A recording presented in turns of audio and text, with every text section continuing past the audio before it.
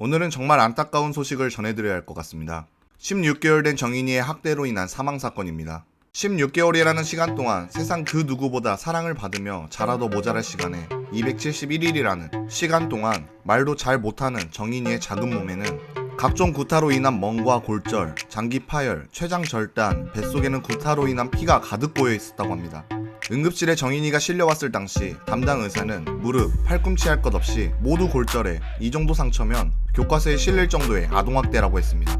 이렇게 명백한 정인이의 학대 흔적이 있는데 양부모들은 소파 위에서 첫째랑 놀다가 둘째가 떨어졌다, 사고사다 라는 개소리를 했습니다. 정말 말도 안 되는 말이었습니다. 성인 여자 한 명이 소파에서 뛰어내려서 아이 배를 짓밟는 정도의 엄청난 힘이 가해져야 아이의 췌장이 끊어진다는 것을 실험으로 증명했습니다. 쓰레기 같은 살인자 새끼들인 겁니다. 또한 정인이가 다니던 어린이집 교사, 소아과 의사, 지인 등은 아동학대를 의심해 경찰에 3차례나 신고를 했습니다. 하지만 경찰과 아동보호기관은 증거 불충분을 이유로 제대로 조사도 하지 않고 정인이를 양부모에게 다시 돌려보냈습니다. 정인이의 학대를 의심한 소아과 의사는 경찰분들에게 강력하게 말했다라며 부모와 분리가 돼야 한다고 했는데 사망 소식이 들려왔다라고 안타까워했습니다. 이 의사는 정인이의 입속 상처를 학대라고 진단했습니다. 하지만 양부모는 정인이의 단골 소아과에서 구내염이라는 진단을 받았고 경찰은 이를 믿었습니다. 정인이가 차 안에 30분간 방치된 것을 본 이웃이 경찰에 신고했지만 경찰은 사건이 발생한 뒤 한 달이 지나서야 차량이 주차되어 있던 건물을 방문했습니다. 이미 CCTV 영상은 삭제된 상태였습니다.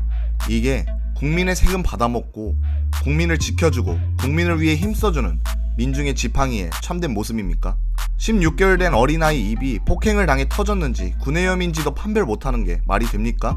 정인이의 몸에 각종 멍과 폭행 자국이 선명한데 증거 불충분이 말이 됩니까? 다른 사람도 아니고 소아과 의사와 유치원 선생님이 신고할 정도인데 그것 하나 제대로 봐주지도 않고 16개월 정인이를 271일이라는 기간 동안 강압적인 고문을 받게 하는 것이 말이나 됩니까?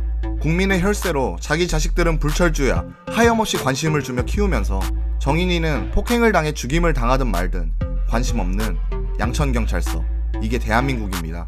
범죄자, 살인자에게 관대하고 저 16개월 정인이 하나 지켜주지도 못하면서 범죄자들의 인권은 더럽게 챙기는 대한민국의 모습, 제발 정인이 같은 똑같은 일이 반복되지 않게 쓰레기 같은 양부모들의 처벌에 동참 부탁드립니다.